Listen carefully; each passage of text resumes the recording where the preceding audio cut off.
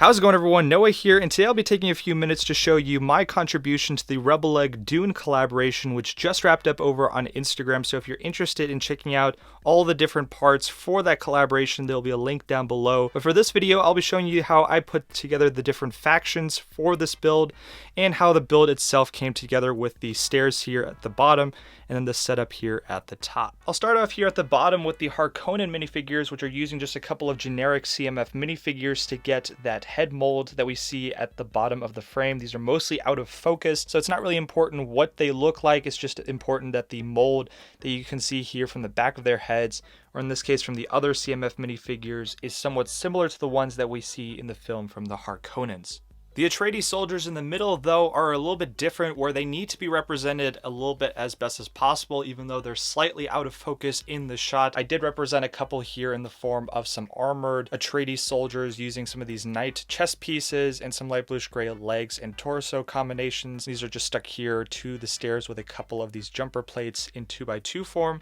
And then we have a couple of these sand blue uniform Atreides soldiers, which again are not really important with the prints on the torso because that can also be easily edited out, but just need to have the right color scheme, and those are just stuck here as well, once again, to those jumper plates on the stairs. As for the characters that are mostly in shot or in focus for this frame is the Sardakaur, and the Sardakaur design is fairly simplistic, also fairly complex at the same time. The pieces that I used for the torso are the hover tank pilot torsos from the Star Wars universe, a couple of the Marvel Modica CMF minifigure arms, and then some legs also from a couple of clone troopers out of the Star Wars universe. To give these a little bit more of a dramatic and vile look, I did give them a couple of 1x1 plates on the feet. This is something that I usually only do in the case of a minifigure that needs to be a bit taller, but for these I definitely think these needed it, and I think it works a lot better in the shot than if they were without those plates. And then for the helmets, I used a couple of just regular white helmets and these chrome silver visor pieces, which I think are fantastic. They actually don't even come out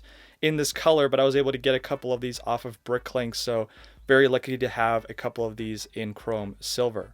For the two set pieces that we have here in this shot, we have the staircase at the bottom, which uses a variety of tan colored bricks, tiles, plates, as well as some ingot pieces here, and a couple of cheese slopes that are also spread out, as well as those jumper plates that I mentioned earlier where the minifigures are also standing on. Underneath the staircase, or more exactly what the staircase is also pillared on, is a couple of Duplo bricks, as well as some other 2x elements in various different colors as filler here.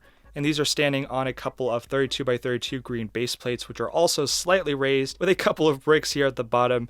Every little centimeter of difference up or down does make a difference for the final shot of this scene. The final set piece here in this build is a bit of an odd assembly of a couple of these 32x16 base plates with these tan columns or pillars that we see in the back of the shot, and these are just using a couple of tan bricks, tiles, and plates, and these are built on either side and then are supported with these small pick-a-brick cups with a couple of bags inside of each of them.